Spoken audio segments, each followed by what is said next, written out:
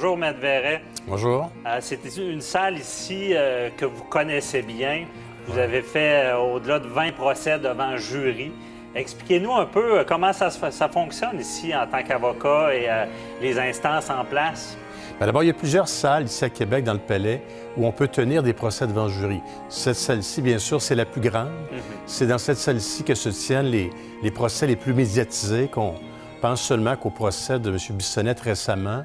Il y a beaucoup de place, donc les gens peuvent assister parce que une chose importante à retenir dans un procès criminel, c'est qu'il est public. Donc, les gens peuvent y assister. Comment ça fonctionne ici?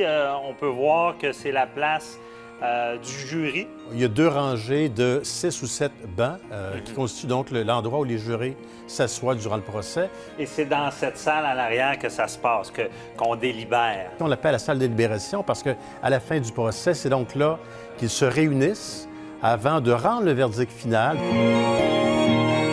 Et est-ce qu'on tente de charmer ce jury-là? Non, on ne parle pas de charmer. Moi, j'appelle ça, c'est une séduction intelligente qu'on tente de faire. On veut les convaincre, justement, que notre théorie, c'est la bonne. Alors, pour réussir, je pense qu'il faut y aller intelligemment. Et on s'adresse constamment au jury ou on parle aussi au juge? On voit l'emplacement, le juge se tient là. Le juge demeure toujours à cet endroit-là, mais quand on plaide, on regarde le jury toujours. On ne regarde pas le juge. Tout simplement, quand une personne est appelée à témoigner, elle entre par ici, on lui ouvre la porte. Effectivement, la personne prend place à l'intérieur et elle va donc faire l'affirmation solennelle où elle affirme qu'elle va dire la vérité durant son témoignage. Ici, c'est quoi qu'on retrouve ici, l'accusé? C'est le box où s'assoient là où les accusés. Est-ce que ça peut être intimidant si, justement, le prévenu, l'accusé est juste à côté? Pour certaines personnes, oui, ça peut être intimidant, mais par contre, on le sait qu'il y a beaucoup de mesures de sécurité ici. Il y a des constables spéciaux qui sont présents, le juge est là, les avocats sont là. Alors, ça se passe bien normalement, là, sans problème. Donc ici, Maître Verret, on se retrouve à l'entrée des prisons du Palais de justice de Québec. Tout à l'heure, on a vu où est-ce que l'accusé se trouvait. Lui, par des couloirs, se rend ici à la prison. Voilà. Et ça se fait de manière sécuritaire, donc il ne passe pas dans le palais là, où est-ce que le public est. Absolument. Donc, les avocats peuvent les rencontrer ici, mais lorsqu'on est prêt, ils sont donc escortés par les agents correctionnels qui vont les emmener dans la salle où le dossier a été établi. Maître Verret, comment on sélectionne le jury?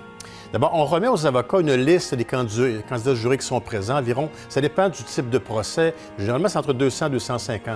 Alors donc, on a cette liste-là, et une fois qu'on est dans la salle d'audience, la greffière va piger le nom de 12 candidats jurés qui vont se présenter devant le juge au fur et à mesure, un après l'autre. Alors, à tout le moins, ça se déroule assez rapidement quand même, il faut le savoir. Parce que les avocats sont ici. On demeure à nos places, et c'est seulement le juge qui peut poser des questions. Les avocats n'en posent pas, ou s'ils en posent, c'est avec la permission du juge, mais c'est très rare. Alors, règle générale, c'est le juge qui va poser les questions aux candidats jurés pour savoir un petit peu, d'abord, s'ils ont entendu parler de l'affaire, s'ils sont en mesure, effectivement, s'ils sont jurés, de rendre un juge impartial. Puis moi, j'ai vu tellement de cas où, parfois, on croyait que le candidat juré serait une personne qui pourrait nous être favorable, alors que c'était le contraire. Alors, on ne le sait jamais.